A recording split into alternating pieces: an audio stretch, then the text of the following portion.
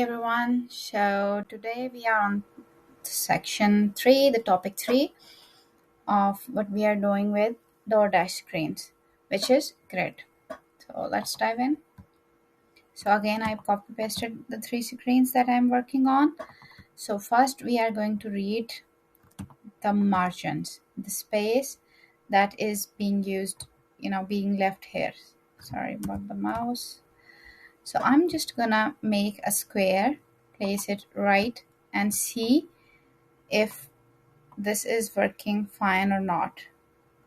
So I gave it a 16, a width of 16.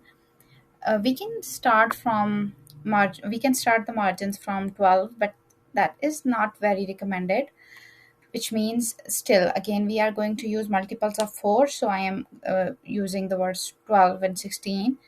What we are doing is that I made it 16, and if I make go below, it kind of is 14. But what I'm doing is, to as I want multiples of 4 and the screenshot is a bit resized, so I'm gonna trust my guts on 16, but test this at some spaces. This is a scroll, so it doesn't matter what spacing we have here. Same goes for this. Yeah, this is 14, but I'm gonna go with 16. So yep, just measuring at the different places.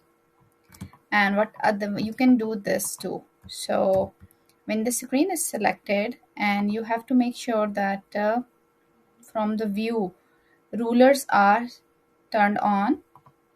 So these parts shows these are the rulers, and when screen is selected, you can drag this red line and place it where you want to keep it.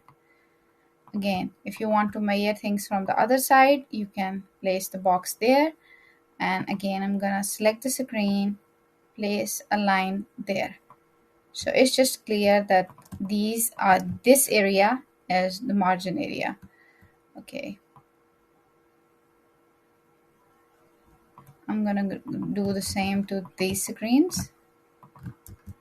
If you want to, you can do, but I've made these 14. I'm just making sure that I'm not using 14, just 16. Now what we are going to do is just select one screen, or maybe all 3 of them, because the grid is going to be same. And I'm going to apply this from this section. I'm going to click add, and by default it turns on this mathematical looking grid. I want to choose the column grid and select the columns to 4, and add the margins that we just made, which is 16.